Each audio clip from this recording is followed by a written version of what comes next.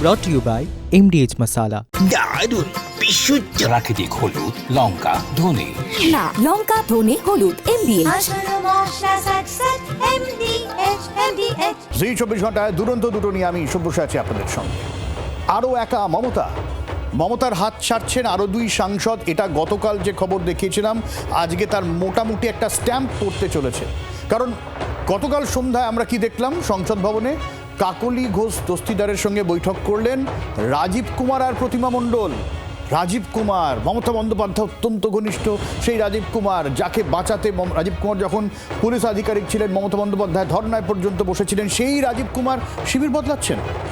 কাকলি ঘোষ দস্তিদারের সঙ্গে তার বেশ কিছুক্ষণ গতকাল কথাবার্তা হয়। ফলে মমতার বিশ্বস্ত সৈনিক হাত ছেড়ে এনসিপিআইতে ভিড়ে যাবেন কিনা তা নিয়ে প্রশ্ন উঠছে।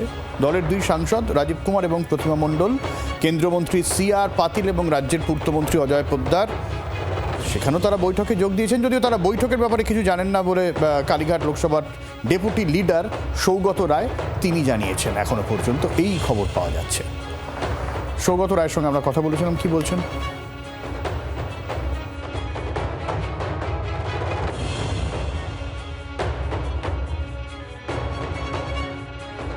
আমি জানি না, প্রতিমা মণ্ডল তো আমার সাথে ছিলেন 5টা থেকে 6:30 অব্দি, তার আগে পেট্রোলিয়াম কমিটিতে ছিলেন। আপনারা এই খবরগুলো হাওয়ায় ভাসিয়ে দেন কোনো সত্যতা যাচাই না করে। আমি একেবারে ঠিক বলে মনে করছি না। তখনও না সৌগত রায় জানতেন না যে বৈঠকটা আসলে হয়ে গেছে।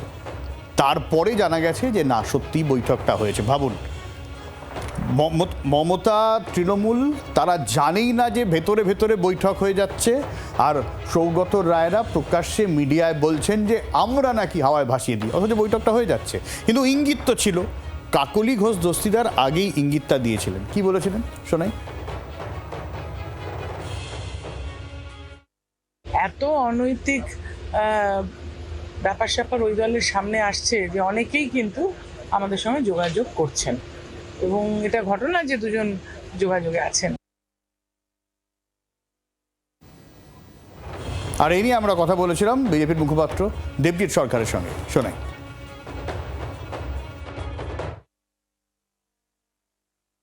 এগুলো ওদের আভ্যন্তরীণ ব্যাপার, ঘরের ব্যাপার।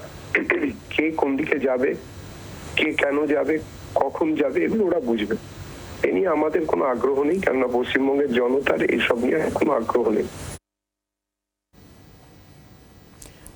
প্রদীপ চট্টোপাধ্যায় রাজনৈতিক বিশ্লেষক রয়েছেন আমাদের সঙ্গে। প্রদীপবাবু, দেবজিৎ সরকারের বক্তব্যকে দ্বারা ইঙ্গিত রয়েছে যে রাজ্য বিজেপি এর সাথে একটা দূরত্ব মেনটেন করছে, যতই তৃণমূল সাংসদদের সঙ্গে কথা হোক কিনা। মানে গোটা বিষয়টা এখন দিল্লি এবং রাজ্য, গোটা বিষয়টা আলাদা হয়ে গিয়েছে, এবং এসবের মাঝে পড়ে খেই পাচ্ছে না মমতা তৃণমূল। দেখুন, আমি মনে করি যে রাজীব কুমারের যে ঘটনাটি, সেটা মানে এটা মমতা বন্দ্যোপাধ্যায়ের একদম সঠিক পাওনা। তার কারণ রাজীব বন্দ্যোপাধ্যায়কে যখন গ্রেপ্তার করতে এসেছিল সিবিআইরা, তারা মমতা বন্দ্যোপাধ্যায় গিয়ে তার বাড়ি গার্ড করে বসেছিলেন। ফলে এবং তারপরে তাকে এই শেষ বেলায় তিনি যাওয়ার আগে রাজ্যসভায় দিলেন। একদম ঠিক কাজ হয়েছে যে রাজীব কুমার তিনি শিবির বদল করেছেন। কিন্তু এই জায়গায় খুব গুরুত্বপূর্ণ আপনি যেটা বললেন যে রাজ্য বিজেপি বা কেন্দ্র বিজেপি, আমরা কিন্তু এদেরকে এনারা যে এনসিপিআই যে গোষ্ঠী, এই এনসিপিআই গোষ্ঠীতে যদি এর কাছাকাছি আসেন বা রাজ্যসভায় বিজেপির থেকে যান কিনা, এগুলো অনেক সময় আমরা দেখছি কি রাজ্য বিজেপি কিছু বলছে না। কিন্তু একটা জিনিস বুঝতে হবে যে রাজ্য বা কেন্দ্র বিজেপি কিন্তু তৃণমূল কংগ্রেসের মতো না, তারা একটা খুব মানে একটা খুব অর্গানাইজড পার্টি। ফলে সেখানে কেন্দ্রীয় নেতৃত্ব যা বলবে সেটাই ঠিক, শেষ কথা। তো কেন্দ্রীয় নেতৃত্ব, এবং শ্রমিক ভট্টাচার্য কদিন আগে বলেছেন যে বুকে পাথর রেখে জাতীয় স্বার্থে আমাকে 3 জনকে রাজ্যসভায় পাঠাতে হয়েছে। ফলে আমি জানি না রাজীব কুমারের ভবিষ্যৎ কি, শুধু এটুকু বুঝতে পারছি যে তৃণমূল কংগ্রেস বা মমতা বন্দ্যোপাধ্যায়ের সাথে অনেকেই, যারা মমতা বন্দ্যোপাধ্যায়ের মাধ্যমে রাজনীতিতে এসেছেন, তারা থাকতে চাইছেন না। মমতা বন্দ্যোপাধ্যায় বা কালীঘাট তৃণমূলের নামটা এখন একদম দুর্নীতির সাথে সমার্থক হয়ে গেছে, ফলে তার সাথে আর কেউ থাকতে চাইছেন। আচ্ছা, আমরা প্রদীপবাবু সঙ্গে থাকুন। আর আমরা রাজ্যের মন্ত্রী সঙ্গে স্বাস্থ্যমন্ত্রীর সঙ্গে কথা বলেছিলাম এই গোটা বিষয়টা নিয়ে। কি বলছেন তিনি শুনবো।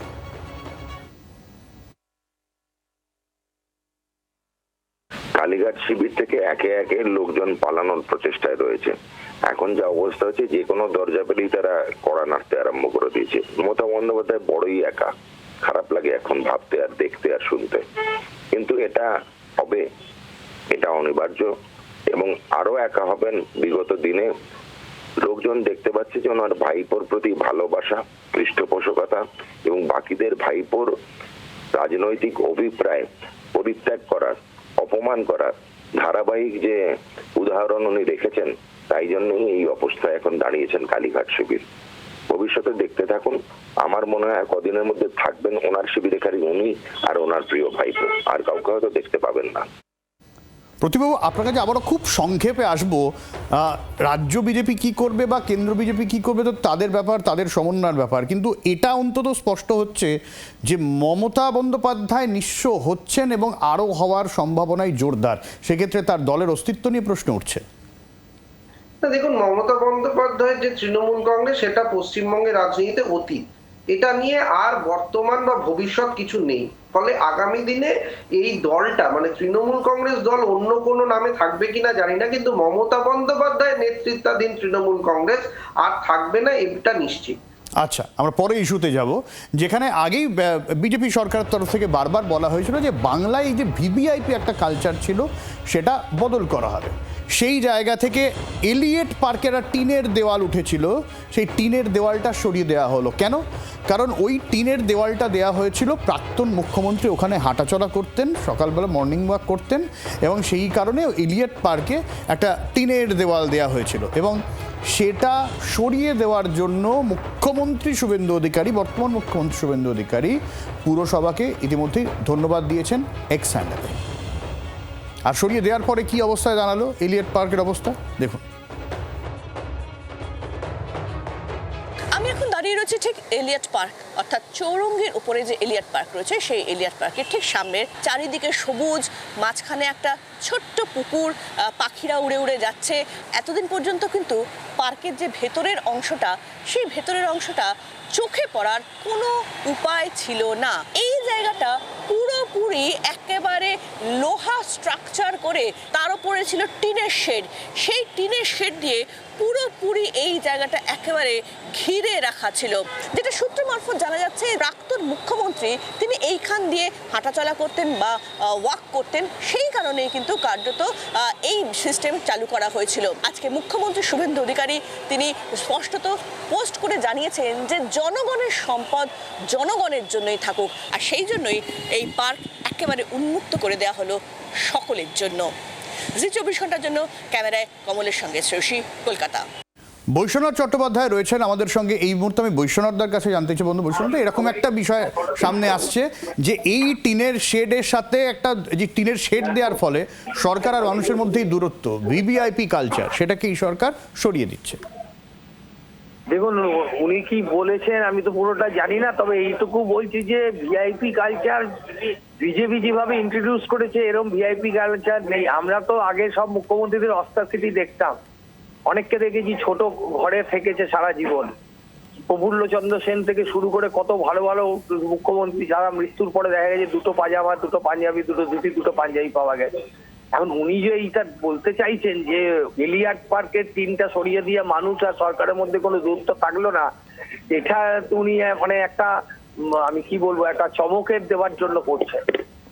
মুখ্যমন্ত্রীর আশেপাশে কাউকে ঘিরতে দেওয়া হয় না, প্রধানমন্ত্রীর 1 কিলোমিটার মধ্যে কাউকে যেতে দেওয়া হয় না, স্বরাষ্ট্রমন্ত্রী আসতে 6, 7, 8, 10টা গাড়ি থাকে। এত ভিআইপি কালচার তো ওরাই নিয়ে না। কিন্তু বৈশ্বনাথ, একটু আটকাচ্ছি আপনাকে, আপনারই প্রাক্তন সহকর্মীরা বলছেন যে এই মুখ্যমন্ত্রীর কাছে অনেক সহজে অ্যাক্সেসেবল, আগের মুখ্যমন্ত্রীর কাছে সেই অ্যাক্সেসটা ছিল না। আমাদের প্রাক্তন সহকর্মী মানে বালিশ চাটারদের বলছেন? বালিশ শিবিরের? বালিশ শিবির হলে ওরা বলতে পারে, কারণ ওরা তো ওদেরই বকলস পরানো। তো ওরা যা বলবে এটা আমরা অদ্ভুত, আমার এই 45 বছরের রাজনীতি জীবনে দেখিনি যে সরকারও যারা চালাচ্ছে, বিরোধী দলও তারা চালাচ্ছে। এটা তো হতে পারে না। সরকার যে একটা, তার সরকারের যে কাজ খারাপ হবে সেটা আমরা বিরোধীরা বলবো। সরকারও যারা চালাচ্ছে বকলস পরিয়ে তাদেরকে, বিরোধীদেরকেও চালাবে। এই বিরোধী নেতা যা হয়েছে, ওনারা যাকে রেকগনাইজ করেছে, তার যে অশ্লীল ভিডিওটা ছিল কদর্য, এটা লোক অন্য কারুর সঙ্গে হলে তো সে লজ্জায় মরে যেত। উনি দেখছি খুব বড় বড় কবিতা বলছেন, বড় বড় ভালো ভালো কথা বলছেন, আর বিজেপিকে খুশি করার জন্য কথা বলছেন। ওদের সাথে আমাদের পার্থক্য থাকবে, ছিল এবং আগামী দিনেও থাকবে। অনেক ধন্যবাদ। বৈশ্বনাথ চট্টোপাধ্যায় ছিলেন আমাদের সঙ্গে। আমরা একটু প্রদীপবাবুর কাছে যাই। প্রদীপবাবু, যা হোক, একটা ইস্যু শুরু হয়েছিল, ইস্যুটা চলে গেল আবার অন্য জায়গায়, কিন্তু আপনার কি মত? মানে এই যে ভিভিআইপি কালচার, তৃণমূলের তরফ থেকে তো মা মাটি মানুষের সরকার হিসেবে দাবি করা হয়েছিল দলটাকে, কিন্তু এটা আমরা ফ্যাক্ট দেখেছি সেই দলটার সাথে কিন্তু সাধারণ মানুষের দূরত্ব তৈরি হয়েছিল। দেখুন, একটু আগে বৈশ্বনাথবাবু বলছিলেন যে কাকে খেসতে দেওয়া হয় না। একটা হচ্ছে যে এত বড় যারা মুখ্যমন্ত্রী বা প্রধানমন্ত্রী, এদের একটা সুরক্ষার বিষয় আছে, সেই সুরক্ষার বিষয়টা একদিকে, আর আরেকটা হচ্ছে যে সাধারণ মানুষের সঙ্গে মেলামেশা।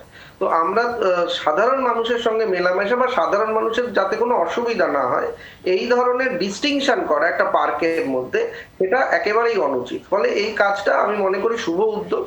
আরেকটা ভিভিআইপি কালচারটা আপনারা মিস করে গেলেন, সেটা হচ্ছে তৃণমূল কংগ্রেসে বারবার সবাই বলেছে যে ওই ক্যামাক স্ট্রিটের যে অফিস, সুমিত রায় পিএ, তার কাছে পৌঁছানোটাই দুষ্কর। অভিষেক বন্দ্যোপাধ্যায়, মমতা বন্দ্যোপাধ্যায় অনেক পেছনে, মানে তাদের তো ধরা ছোঁয়ার বাইরে। ফলে পার্টির মধ্যে অ্যাক্সেস নেই, সাধারণ মানুষের অ্যাক্সেস কি থাকবে? ফলে এই জায়গায় আমার মনে হয় ভিআইপি, তাহলে প্রদীপবাবু, টেকনিক্যালি এই অ্যাক্সেসিবিলিটি নিয়ে তৃণমূল কংগ্রেসের মধ্যে দুটো সমান্তরাল জিনিস তৈরি হয়েছিল, একদিকে মমতা বন্দ্যোপাধ্যায়, একদিকে অভিষেক বন্দ্যোপাধ্যায়। এবারে ওনাদেরই প্রাক্তন সহকর্মীরা বলছেন ওই অ্যাক্সেস তো ছিলই না, ক্যামাক স্ট্রিটের কথা বলছেন, মমতা বন্দ্যোপাধ্যায়েরও দেখা পাওয়া যেত না। না, বলে আপনি তো মানে ওই যে আমাদের কল্যাণ বন্দ্যোপাধ্যায়েরই বক্তব্য আছে যে আমি গেলে ওই ববি এবং কি অরূপ এরা আমাকে বাধা দিয়ে দিত মমতা বন্দ্যোপাধ্যায়ের কাছে। ফলে আমি বলছি যে ভিভিআইপি কালচারটা দু ধরনের, একটা প্রশাসনিক আর একটা রাজনৈতিক। তো প্রশাসনিক দিক থেকে সুরক্ষা ক্ষেত্রে অনেক জায়গায় থাকতে পারে, কিন্তু রাজনৈতিকভাবে তৃণমূল কংগ্রেসের ভেতরেই ভিভিআইপি কালচার ছিল, আর প্রশাসনিক ক্ষেত্রে সাধারণ মানুষের সঙ্গে এই ধরনের যে ভেদাভেদ একই জায়গায়, সেটা একেবারে থাকা উচিত না। আচ্ছা প্রদীপবাবু, আমরা পরের ইস্যুতে চলে আসি, যেখানে মিলন মেলা প্রাঙ্গণে বস্ত্র শিল্প সম্মেলনের উদ্বোধন। সেখানেই মুখ্যমন্ত্রী বললেন যে তার দাবি রাজ্যে শিল্পের অমৃতকাল চলছে, আগামী 2 বছরের মধ্যে দেশে অন্যতম বড় অর্থনীতির রাজ্য হবে বাংলা। বড় চ্যালেঞ্জ করেছেন কিন্তু শুভেন্দু অধিকারী, শোনাই। अरे बिजनेस फ्रेंडली एनवायरनमेंट होगा, इंडस्ट्री के लिए अच्छा पॉलिसी होगा, सिंगल विंडो सिस्टम होगा, जमीन का व्यवस्था होगा। देखना है, सोचना है, छोड़ के काम करना है, ये नीति होगा, तब तो प्रदेश आगे बढ़ेगा। जो पहले मुख्यमंत्री थी उन्होंने तो सूरत का नाम सुनते ही बोल देता है वो तो बाहर ही है। सूरत का फायदा होगा इसमें, आई एम प्राउड इंडियन, मेरा गर्व करना चाहिए। আমি প্রদীপবাবু সরাসরি একটা প্রশ্ন জানতে চাই, আপনার কি মনে হয়? দেখুন, নতুন যে সরকার ক্ষমতায় আসে, আগেরবারও তৃণমূল সরকারের আমলে আমাদের প্রতিশ্রুতি মনে আছে, ডবল চাকরির কথা মনে আছে। হ্যাঁ, এটা ঠিক, এখনো পর্যন্ত বেশ কিছু পজিটিভ রেসপন্স দেখেছি। কতটা আশাবাদী আমরা হতে পারি বলে আপনার মনে হয়? শিল্পের জন্য একটা শিল্প বান্ধব পরিবেশ দরকার। সেই শিল্প বান্ধব পরিবেশে আইনের অনুশাসনটা খুব গুরুত্বপূর্ণ, এবং রাজনৈতিকভাবে এই যে ধরুন বিভিন্ন যেগুলো যে অঞ্চলে শিল্পটা হবে সেখানে কোনো ধরনের তোলাবাজি, দুর্নীতি, হুমকি, আমরা তো দেখেছি শিলিগুড়িতে কিভাবে ওই গাড়ির কারখানা ভেঙে দেওয়া হলো এই বছরের প্রথম দিকে। তো ফলে আমরা বলছি যে মানে বেঙ্গল বিজনেস সামিট, এই গ্লোবাল বেঙ্গল বিজনেস সামিট এই ধরনের ঢক্কানি না বাজিয়েও আমরা দেখছি গত 3 মাসে বেশ কিছু গুরুত্বপূর্ণ প্রপোজাল আসছে, ভিত্তিপ্রস্তর স্থাপন হচ্ছে, আমুলেরও হয়েছে। ফলে এই জায়গায় আমি মনে করি একটা তো সুবিধা আছে, কেন্দ্র রাজ্য দুটো একই ধরনের সরকার। দ্বিতীয়, এই মুখ্যমন্ত্রী প্রধান মানে আমাদের এখন যিনি মুখ্যমন্ত্রী, আইনের অনুশাসন এবং দলীয়ভাবে তারা দলের কর্মীদেরও তোলাবাজি করলে তারা হচ্ছে গিয়ে সাসপেন্ড করছে, গতকালকেও করেছে। ফলে এই জায়গায় কোথাও গিয়ে একটা শুভ বার্তা আমার মনে হয় যারা শিল্পপতিরা আছেন তাদের কাছে আসছে, যে এখানে কাজ করতে গেলে হয়তো আইনের যে সুরক্ষা সেইটা একটু ভালোভাবে এই জমানায় পাওয়া যেতে পারে। ফলে আমি আশাবাদী যে এই সময় আমরা আরেকটু ভালো শিল্প দেখতে পাবো, শুধু খাতায় কলমে না, চোখে দেখতে পাবো।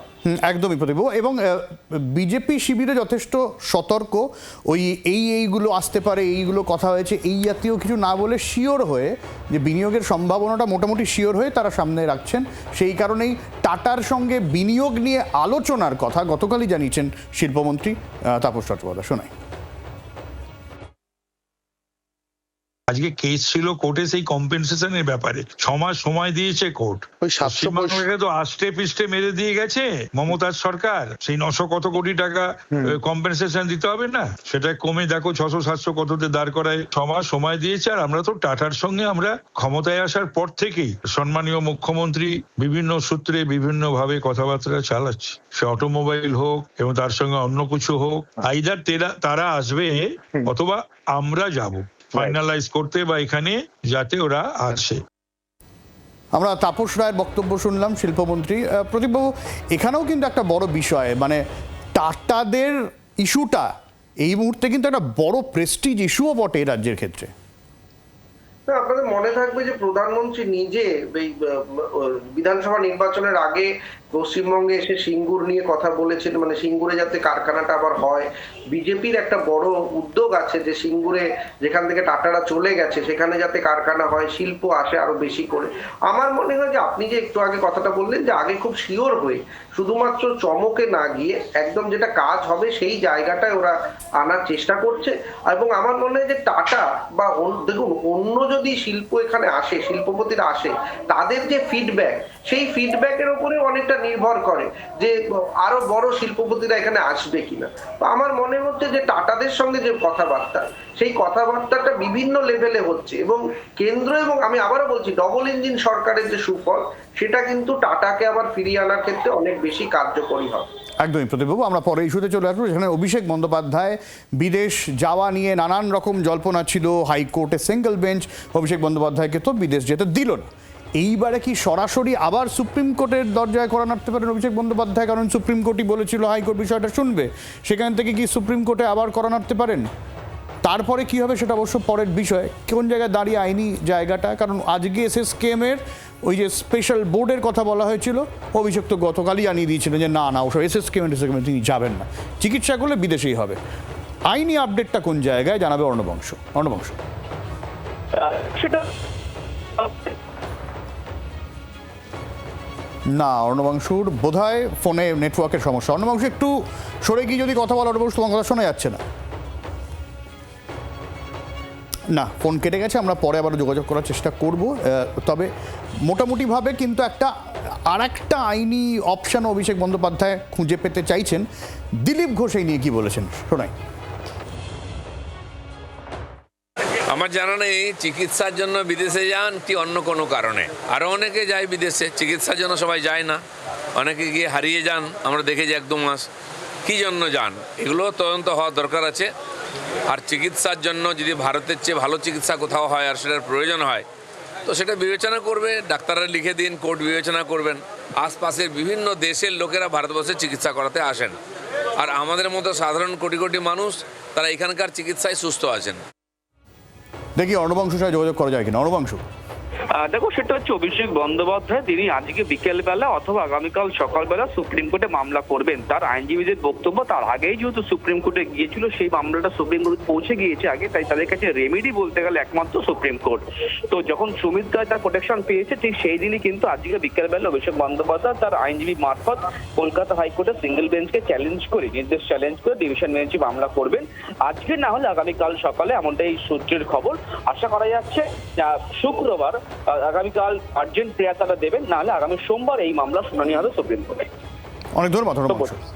আমি প্রদীপবাবুর কাছে খুব সংক্ষেপে প্রতিক্রিয়া চাই। প্রদীপবাবু, দেখুন আমি তো এটা সত্যি আমাদের জানার বাইরে। তার কারণ হচ্ছে যে ডাক্তারের ব্যাপার, আইনের ব্যাপার। তো একটা জিনিস যে যখন এখানে এতগুলো তদন্ত চলছে, এতগুলো তার বিরুদ্ধে অভিযোগ কেস রয়েছে, আমার মনে হয় এই মুহূর্তে তাকে কিন্তু সেই কেসগুলোকে সহায়তা করার জন্য সেখানে থাকা দরকার। এবং কোনো ডাক্তারের রিপোর্ট যদি তিনি দেখাতে পারেন যে হ্যাঁ তাকে যেতে বলছে, আমি তো এটা এখনো অব্দি দেখিনি যে ডাক্তাররা তাকে পরামর্শ দিচ্ছে আপনি যান, কোনো বোর্ডের সামনে তিনি বসতে চান না, তাহলে এবং প্রদীপবাবু যে সার্টিফিকেট শো করা হচ্ছে সেখানেও প্রশ্ন উঠছে তার প্রপার রেজিস্ট্রেশন নেই, টেকনিক্যালি অনেক গন্ডগোল। অনেক ধন্যবাদ প্রদীপবাবু আপনাকে। স্বাস্থ্য আর নিউট্রিশন পাবে, শরীরও স্ট্রং হবে, অল্প খেলেই পেট ভরে, ডাইজেশন ঠিক রাখে। MDH সোয়াটিন, আসল প্রোটিন।